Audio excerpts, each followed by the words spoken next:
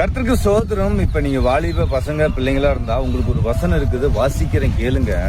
சங்கீதம் 25:7 என் இளவயதின் பாவங்களை என் மீறுதல்களையும் நினையாதிரும். கர்த்தாவே, உம்முடைய தயவின் நிமித்தம் என்னை உமது கிருபையின்படி நினைத்தருளும். சரிங்களா? அதாவது என் இளவயதின் பாவங்களை என் மீறுதல்களையும் நினையாதிருங்கன்னு சொல்லிட்டு ஒரு விசுவாசி ஜெபிக்கிறார். சரிங்களா? அது போல நீங்களும் இப்ப வாலிப பிள்ளைங்க பசங்களாம் நீங்க ஆண்டுக்குள்ளார வந்திருக்கிறீங்க. அப்ப அதாவது நம்ம பாவங்கள் ஏதாவது செய்திருப்பீங்க. அந்த பாவங்களை ஏசப்பா ரத்தத்துக்கு தழும்புள்ள கருத்துக்கு ஒப்பு கொடுக்கணும். நான் பாவமே செய்யலின்னு சொல்லாதீங்க. சரிங்களா? அதாவது சத்தியம் அறிவீர்கள், சத்தியம் உங்களை விடுதலையாகும். சரியா?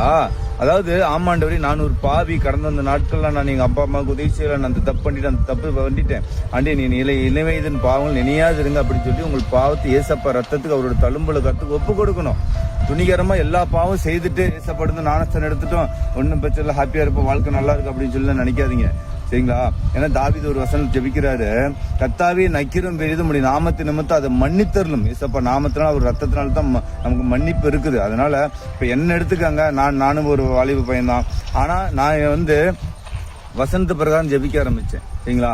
ஆமாண்டவரே, நான் ஒரு பாவி, நான் பாவம் செஞ்சேன், எங்க அப்பா அடிச்சேன், எங்க அம்மா அடிச்சேன், குடிச்சேன், நான் பாவம் செஞ்சேன், உங்க நாமத்தினால என் பாவங்களை மன்னிங்க, என் பாவங்களை சித்திகரிங்க அப்படின்னு சொல்லி நான் 2 வருஷமா ஜெபிச்சதுக்கு அப்புறம் தான் என் பாவங்கள் சித்திகரிக்கப்பட்டுச்சு.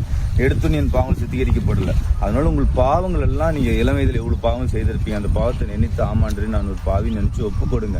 அப்பதான் உங்கள் வாழ்க்கை ஆசீர்வதிக்கப்படும். இப்ப நிறைய பேர் நீங்க வாலிப பசங்களாம் நீங்க ஜபத்துல என்னென்னமோ கேட்குறீங்க, எனக்கு கிடைக்காதுக்குது. ஆனா அந்த பாவங்கள் தான். அந்த பாவங்களை நீங்க ஒப்பு கொடுத்து ஜபிக்கும் போது உங்க வாழ்க்கை ஆசீர்வதிக்கப்படும். ஆண்டவர் எந்த இடத்துல வெக்கப்பட்டு பார்க்க விடவே மாட்டார். சரிங்களா? நீங்க நல்லா உங்கள் பாவங்களை ஒப்பு கொடுத்து ஜபிங்க, கர்த்தர் உங்களை ஆசீர்வதிப்பார். உங்கள் துக்கம் சந்தோஷம் வரும், உங்கள் ஃபேமிலியும் ஆண்டவர் ஆசீர்வதிப்பார். கர்த்தருக்கு ஸ்தோத்திரம். God bless you.